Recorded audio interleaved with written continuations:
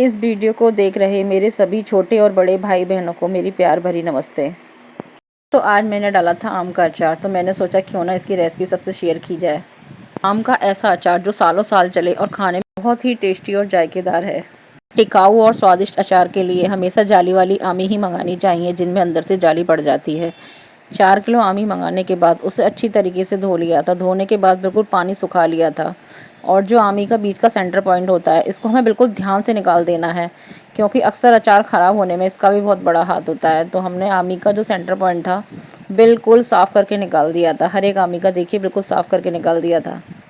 का अचार डालते समय हमें कुछ छोटी छोटी बातों का ध्यान रखना चाहिए। इससे हमारा अचार कभी ख़राब नहीं होता और खाने में बहुत स्वादिष्ट होता है। जाली वाली आमी काटने में अक्सर परेशानी होती है, पर कोई बात नहीं। यदि आप बाज़ार से भी आम खरीदते हो तो वो भी अक्सर आपको काट के दे देते हैं। और अगर आपने वहाँ नहीं कटवाई हैं तो घर पर भी आप काटने का प्रबंध कर सकते हैं। तो यहाँ पर मैंने मंगाई है गड़ासी। मोहल्ले में मुझे अपने आसानी से गड़ासी मिल गई थी। हर बार मैं इसी से ही आमी काटती हूँ। तो इससे ये है कि थोड़ी सावधानी का ध्यान रखना पड़ता है, क्योंकि ये एक ख़तरनाक हथियार है। सावधानी हटी और दुर्घटना घटी वाली कहावत इसमें सिद्ध हो सकती है। तो मैंने बड़ी ध्यान से सारी आमी को छोटे छोटे टुकड़ों पे काट लिया था। का अचार डालते समय सबसे पहले हमें आमी का जो है सफाई का बहुत ध्यान रखना है, फिर उसका सेंटर पॉइंट निकाल देना है। दूसरा कुछ 2-3 छोटी बातें और हैं जिनका हमें बहुत ध्यान रखना है, आगे मैं बताऊंगी आपको। इससे हमारा अचार कभी भी ख़राब नहीं होता और खाने में बहुत स्वाद होता है। हर साल मैं ऐसे ही अचार डालती हूँ और शायद अपने रिश्तेदारों का भी एक आध का मुझे डालना पड़ जाता है। सारी आमी को अच्छी तरीके से काट लिया था और जहाँ तक कि उनके टुकड़ों को छोटा ही रखा था, क्योंकि बच्चे भी अक्सर आम का अचार खाते हैं, तो टुकड़ों को बड़ा नहीं किया था। उसमें मसाला भी अच्छी तरीके से मिल जाता है। अब हमको एक बात का बहुत ध्यान रखना है, आमी की सारी ही गुठलियों को बिल्कुल निकाल देना है। और गुठली के अंदर एक टिश्यू पेपर टाइप की एक झिल्ली निकलती है, उसको भी हमने बड़ी सफाई से निकाल देना है, ध्यान से निकाल देना है। जहाँ जहाँ भी हमें वो टिश्यू पेपर जैसी झिल्ली दिखे उसको हमें तुरंत रिमूव कर देना है, क्योंकि कभी कभी अचार ख़राब होने में उसका भी एक अच्छा सा रोल होता है। तो देखिए जहाँ तक मुझे मिला, मैंने सारी वो जो टिश्यू पेपर वाली झिल्ली थी उसको मैंने पूरा निकाल दिया था। इसको भी है, अचार डालने तो मेहनत तो करनी पड़ेगी। बाहर का जो अचार आते हैं शायद उसमें इतनी सावधानी का ध्यान नहीं रखा जाता है। वो टिकाऊ तो होता है पर खाने में सेहत को भी नुकसान पहुंचाता है और खाने में इतना अच्छा भी नहीं होता है। एक बार फिर हमें कटे हुए आमों को अच्छी तरीके से धो लिया था। धोने के बाद कॉटन के कपड़े पर कुछ देर रखने के बाद उसको अच्छी तरीके से सुखा लिया था, इतना कि उसमें पानी बिल्कुल ना रहे। नमी तो थी बट पानी बिल्कुल नहीं रहना चाहिए। और बिल्कुल साफ़ करके पोंछ लिया था और देखिए कितना साफ़ हो गया था। साफ़ सफाई का बहुत ध्यान रखना पड़ता है अचार में, इसीलिए हमारा अचार लंबे समय तक चल सकता है। और वही मसालों में सबसे प्यारा हमारा मसाला नमक। 25 ग्राम नमक मैंने यहाँ पर ऐड कर दिया था। अच्छी तरीके से डालने के बाद मिक्स करके इसको प्रॉपर मैंने 2 दिन के लिए ढक के रख दिया था। 48 घंटे या 2 दिन के लिए अचार को हमें छोड़ देना चाहिए, बीच बीच में चलाते रहना चाहिए। और नमक के बाद देखिए मैंने कम से कम 4 किलो अमिया में 50 ग्राम हल्दी मिला दी थी। तो इसको भी क्वांटिटी के हिसाब से ही हमें डालना चाहिए कि हम कितने किलो की हमारी आमी है और कितना किलो का हम मसाला डाल रहे हैं। तो 4 किलो आमी में 50 ग्राम हल्दी और 25 ग्राम मैंने अभी नमक इसमें मिलाया था। अच्छी तरीके से नमक मिला देने के बाद मैंने इसको ढक के 2 दिन के लिए रख दिया था। इसे 2 दिन के लिए रख देने पर हमें बीच बीच में इसे चलाते रहना चाहिए। अचार टिकाऊ बना रहे इसके लिए हमें कभी भी उसमें झूठे हाथ नहीं डालने चाहिए, या अन्न लगा हुआ जैसे चम्मच चिमटा या कुछ भी जिसमें अन्न लगा हुआ हो उसको इसमें नहीं डालना है। दूसरी बात, जो हमारी माताएं बहनें पीरियड से हो रही हैं उन्हें भी 4 दिन तक अचार को नहीं छूना चाहिए, अचार से दूर रहना चाहिए।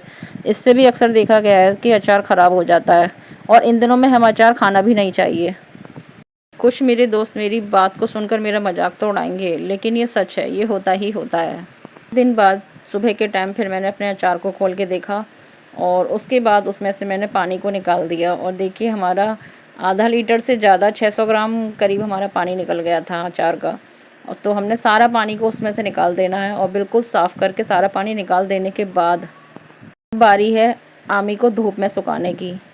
तेज़ धूप मिल जाए तो अच्छा है, ना मिले तो यह है कि छाया में भी सुखा सकते हैं, पर इतना सुखाएं कि इसमें पानी बिल्कुल ना रहे, नमी बिल्कुल ना रहे, एग्जॉर्ब हो जाए। जब हम आम का अचार डालते हैं इन दिनों में कभी कभी धूप नहीं मिलती है, क्योंकि मेरे संग भी ऐसा ही हुआ है। जिस दिन मैंने अचार की शुरुआत की थी उस दिन तो बहुत तेज़ धूप थी, लेकिन जब सुखाने का दिन आया था उस दिन सुबह सुबह बिल्कुल भी धूप नहीं थी, चारों तरफ बादल हो रहे थे। यहाँ पर मैंने अचार में 12 तरह के मसालों का यूज़ किया है। 200 ग्राम सौंफ, 100 ग्राम धनिया, 10 ग्राम लाल मिर्च, पीली सरसों हमने ली है 30 ग्राम, और हमारा मेथी दाना भी है वो भी 30 ग्राम। काला नमक मैंने लिया है 25 ग्राम, और 20 ग्राम मैंने ली है कलौंजी दाना, और 25 ग्राम लिया है मैंने सफ़ेद नमक। 25 ग्राम नमक हम पहले भी आमी में मिला चुके हैं, इसीलिए हमें नमक का ध्यान रखना है। 20 ग्राम देखो हमने जीरा लिया है, और हमने 30 ग्राम करीबन कश्मीरी मिर्च का हमारा पैकेट है, 30 ग्राम कश्मीरी मिर्च ली है, क्योंकि 10 ग्राम हम लाल मिर्च भी डाल रहे हैं। अगर आप चटपटा खाते हैं तो मिर्च को ज़्यादा भी डाल सकते हैं। और एक पैकेट ली थी मैंने हींग। अक्सर बरसात में मसालों में नमी पैदा हो जाती है, उस नमी को दूर करने के लिए गर्म पैन में हमने मसालों को अच्छी तरीके से गर्म कर लिया, जब तक कि उनमें आवाज़ नहीं आ निकली। और फिर गर्म किए हुए मसालों को बाउल में निकाल के फिर दूसरे मसाले को मैंने गर्म किया। तो सारे ही मसालों को अच्छी तरीके से गर्म हो जाने पर, जब तक उनकी नमी दूर नहीं होगी और उनमें से एक अच्छी सी आवाज़ नहीं आ निकली, पूरे 12 तरह के मसाले से मैंने यहाँ आम का अचार रेडी किया है। और मैंने 10 ग्राम काली मिर्च भी मसाले में डाली है। इमाम दस्ता जो अक्सर आपके यहाँ भी शायद पाया जाता हो या ना मिलता हो, पुराने घर में होता ही है। हमारा पुराना घर है तो हमारे यहाँ इस टाइप का पहले काफ़ी सामान था, पर अब बहुत सा सामान नहीं रहा है। तो आज मैं सारे ही मसाले को इमाम दस्ते में पीसने वाली हूँ। इमाम दस्ते को आप लोग यहाँ क्या क्या कहते हैं, क्या आप बताने की कृपा करेंगे? तो सिर्फ 5 मिनट में मैंने सौंफ धनिया कूट लिया था, और सिर्फ जो छोटे मसाले थे उनको भी कूटने में सिर्फ 5 मिनट ही लगा था। 10 मिनट में प्रॉपर मेरा सारा मसाला कुट चुका था। और मैंने सारे ही मसाले को दरदरा रखा था, क्योंकि अचार में दरदरा मसाला बहुत अच्छा लगता है। तो ये देखिए हमारा सारा दरदरा मसाला, सौंफ धनिया और एक्स्ट्रा मसाला जो भी था, 12 के 12 मसाले हमारे कुट के रेडी हो चुके हैं, बस हींग और नमक को छोड़कर। 24 घंटे से यहाँ पर मौसम बहुत ख़राब रहा, लगातार बारिश आ रही थी। जब मैंने आमी डाली थी तो बहुत तेज़ बादल थे, पर दोपहर बाद बादल छट गए थे और तेज़ धूप निकल आई थी। तो फिर मैंने आमी को तेज़ धूप में डाल दिया था। और देखिए मैंने लिया है यहाँ पे 600 ग्राम करीबन तेल लिया है मैंने, उसको अच्छी तरीके से गर्म कर कर उसमें मैंने कश्मीरी लाल मिर्च और 1 चम्मच अच्छी खासी हींग का उसमें डाल दिया, और खूब अच्छा तेज़ गर्म हो जाने पर एक बर्तन में निकाल लिया और उसे ठंडा हो जाने दिया। और जब तक हमारा तेल ठंडा हो रहा है तब तक हम देखते हैं हमारी आमी कैसी सूखी थी। 4 किलो आमी के अचार में कम से कम 2 लीटर तेल तो आपका लगेगा ही लगेगा, जो आपको धीरे धीरे डालना होता है। ये है हमारी सूखी हुई आमी। बस ज़्यादा नहीं सुखाना था, सिर्फ इतना सुखाना था कि उसकी जो नमी है वो बिल्कुल ख़त्म हो जाए। अब जो हमारी आमी थी हमने उसको तेल में मिलाकर अच्छी तरह से मिक्स करना था। अब कोई भी काम नहीं था, अचार हमारा करीबन करीबन रेडी ही था। अब अचार का लास्ट स्टेप बाकी है, मसाले मिलाने का और तेल डालने का। तो जो हमारे दरदरे कुटे हुए मसाले थे वो एक एक करके हमने इसमें मिला दिए थे, और ऊपर से फिर हमने 25 ग्राम नमक और ऐड किया था। 25 ग्राम मैंने पहले डाला था। दोस्तों मैंने तो इतना ही नमक डाला था, लेकिन आप कम या ज़्यादा खाते हैं तो आप उसकी क्वांटिटी को घटा या बढ़ा भी सकते हैं। और काला नमक मैंने 25 ग्राम ऐड किया था, ज़्यादा नहीं डाला था। जिन लोगों को शिकायत है उनका अचार ख़राब होता है तो वो काला नमक स्किप भी कर सकते हैं, क्योंकि कभी कभी काला नमक जो होता है अक्सर अचार को ख़राब कर भी देता है। पर मेरा ऐसा नहीं है, पर जिनका ऐसा है वो काला नमक को हटा सकते हैं। और मैंने राई भी यहाँ नहीं डाली थी, क्योंकि कुछ लोग राई को डालते हैं, लेकिन मैंने यहाँ राई का इस्तेमाल नहीं किया था, क्योंकि राई तो वैसे ही चीज़ को खट्टा कर देती है। आम का अचार तो पहले ही बहुत खट्टा होता है, इसलिए मैंने राई को भी स्किप कर दिया था।